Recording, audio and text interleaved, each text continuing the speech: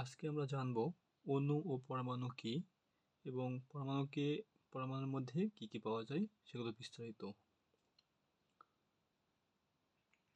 পরমাণু মৌলিক পদার্থের ক্ষুদ্রতম কণাকে বলা হয় পরমাণু।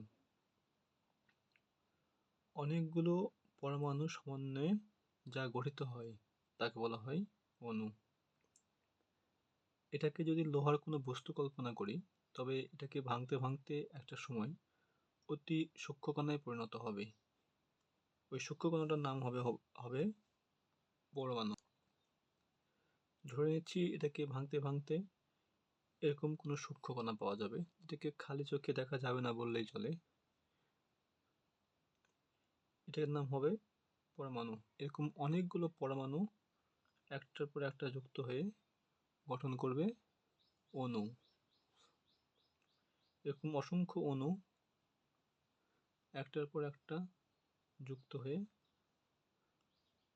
কোনো একটা পদার্থ তৈরি করবে এরকম। তো পদার্থের মৌলিক একক হচ্ছে পরমাণু। পরমাণু নিয়ে অনেক কন্ট্রোভার্সি রয়েছে। একটা সময় পর্যন্ত পরমাণুকে ভাঙা যেত না বলে বিজ্ঞানীরা সিদ্ধান্ত নিয়েছিল। পরবর্তীতে দেখা গেল পরমাণুকেও ভাঙা যায়। পরমাণুকে ভাঙলে কি কি পাওয়া যাবে সেটা একটা পরীক্ষার মাধ্যমে সিদ্ধান্ত নেব। পরমাণুর মধ্যে কি কি রয়েছে তা রাদারফোর্ডের পরীক্ষার মাধ্যমে জানা যায়।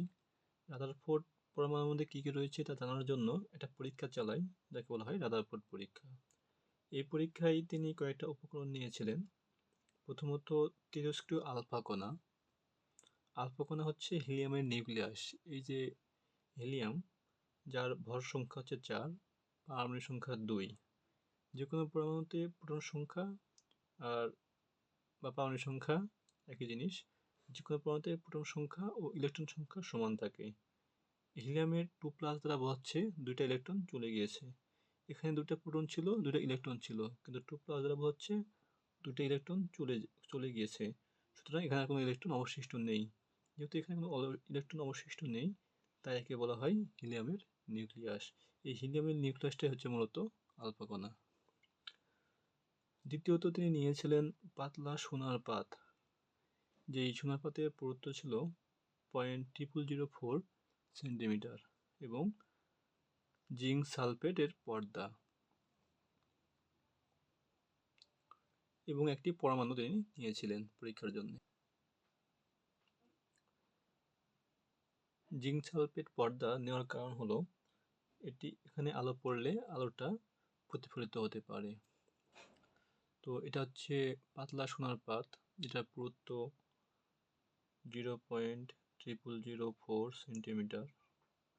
এটা একটা পরমাণু নিলেন পরীক্ষার জন্যে এবং এখানে রশ্মি মারলে এখানে যেন প্রতিফলিত হতে পারে বা এটা পাস করতে পারছে কিনা তার জন্য এটা কি নিয়েছিলেন, জিঙ্ক সালফেট পর্দা নিয়েছিলেন। এটা সেই জিঙ্ক সালফেটের পর্দা, এটা আলফা রশ্মি।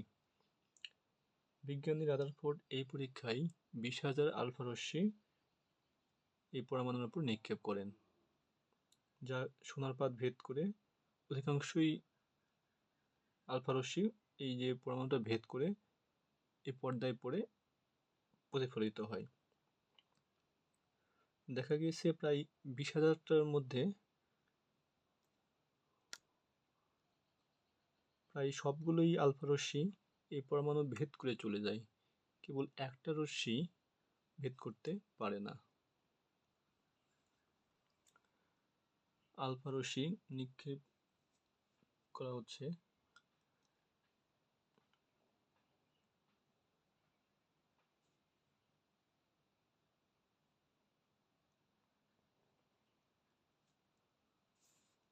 আলফা রশ্মি নিক্ষেপ করার পর দেখা যাচ্ছে সেটা পরমাণু ভেদ করে চলে যাচ্ছে।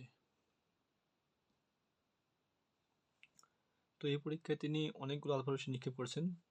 প্রায় তিনি দেখলেন যে 20,000 আলফা রশ্মির মধ্যে সবগুলোই এই পরমাণুকে ভেদ করে চলে যাচ্ছে। পরমাণুকে ভেদ করে চলে যাচ্ছে কীভাবে বুঝলো? এই যে জিঙ্ক সালফেট পর্দায় সেই রশ্মিগুলো প্রতিফলিত হচ্ছে, সেখান থেকে প্রতিফলিত হয়ে কালার তৈরি করে। তার ফলে তিনি বুঝতে পারেন যে এই যে রশ্মিগুলো এই পরমাণু ভেদ করে চলে যাচ্ছে। কিন্তু এই যে 20,000টার মধ্যে কেবল একটা রশ্মি এই পরমাণুকে ভেদ করতে পারে না, সেটা মাঝ বরাবর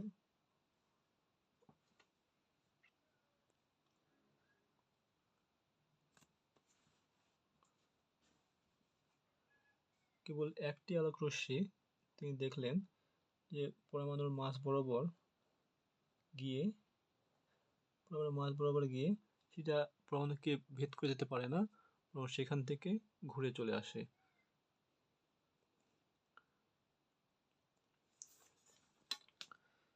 তো এই যে 20,000 প্রায় 20,000-এর মধ্যে সবগুলোই পাস করে চলে গেল পরমাণুটা, কিন্তু একটা রশ্মি পরমাণুকে ভেদ করতে পারলো না, একটা কেবল ভেদ করতে পারলো না এবং বিপরীত দিকে ফিরে আসলো।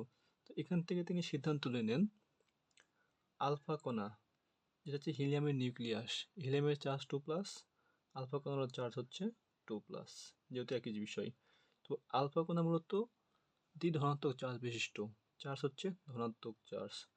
আমরা জানি ধনাত্মক চার্জ বিকর্ষণ করে, ঋণাত্মক চার্জ বিকর্ষণ করে, অর্থাৎ সমধর্মী চার্জ বিকর্ষণ করে কিন্তু বিপরীতধর্মী চার্জ আকর্ষণ করে। তো প্লাস চার্জ এ পরমাণুকে ভেদ করে চলে যাচ্ছে, পরমাণুর কিছু একটা চার্জ অবশ্যই রয়েছে যার জন্য এই যে প্লাস চার্জটা ভেদ করে যেতে পারছে। অবশ্যই সেখানে কি চার্জ থাকার কথা?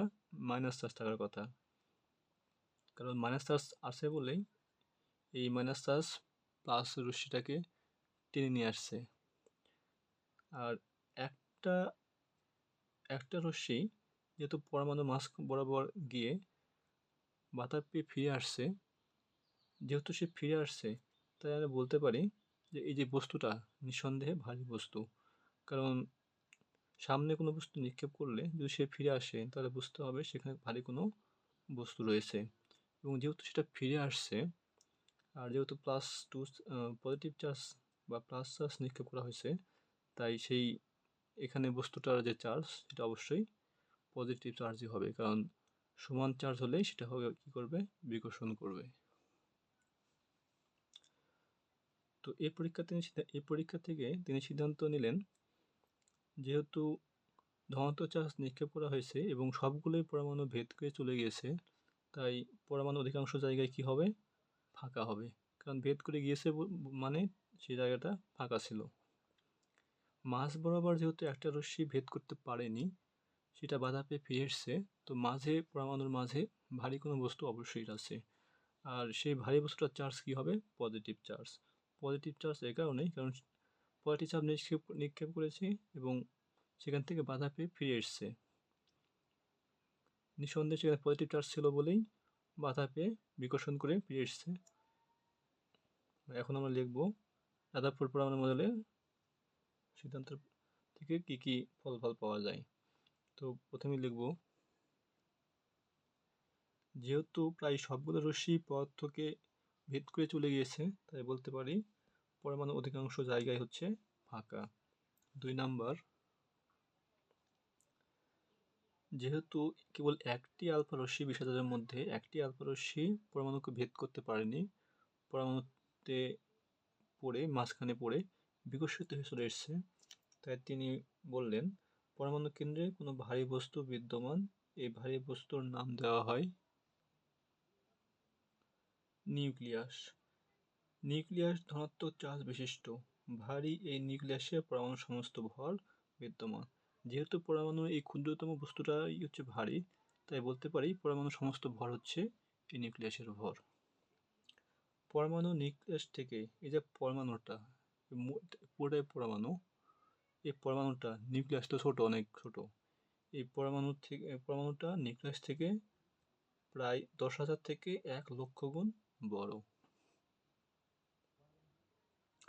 সুতরাং আমরা বুঝতে পারলাম যে পরমাণুর নিউক্লিয়াস সেটা ধনাত্মক এবং নিউক্লিয়াসের চারিদিকে অনেকগুলো কক্ষপথ রয়েছে, সেখানে ইলেকট্রন থাকে, ইলেকট্রনের চার্জ হচ্ছে ঋণাত্মক।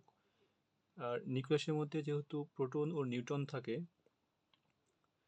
আর নিউটনের চার্জ যেহেতু শূন্য, তাই আমরা বলতে পারি প্রোটনের চার্জ হচ্ছে ধনাত্মক, কারণ নিউক্লিয়াসের চার্জ হচ্ছে ধনাত্মক। নিউক্লিয়াসের মধ্যে থাকে প্রোটন আর হচ্ছে নিউটন। নিউটন যেহেতু চার্জ শূন্য, তাই পজিটিভ চার্জটা হবে প্রোটনের। তো আমরা এখান থেকে বুঝতে পারলাম একটা পরমাণুর মধ্যে ইলেকট্রন থাকে, প্রোটন থাকে, নিউট্রন থাকে। ইলেকট্রনকে প্রকাশ করা হয় ই দ্বারা, প্রোটনকে প্রকাশ করা হয় পি দ্বারা, নিউট্রনকে প্রকাশ করা হয় এন দ্বারা। নিউটনের চার্জ হচ্ছে শূন্য, ইলেকট্রনের চার্জ হচ্ছে মাইনাস এবং প্রোটনের চার্জ হচ্ছে প্লাস। আর এই প্রোটন আর নিউট্রন একসঙ্গে বলা হয় নিউক্লিয়াস, কারণ এই দুটো মিলেই নিউক্লিয়াস গঠন করে। আর নিউক্লিয়াসের চার্জ হবে কি, প্রোটনের চার্জ আর নিউট্রনের চার্জ যোগ করলে কত হয়, প্লাস চার্জ হয়, তাই নিউক্লিয়াসের চার্জ হচ্ছে পজিটিভ চার্জ।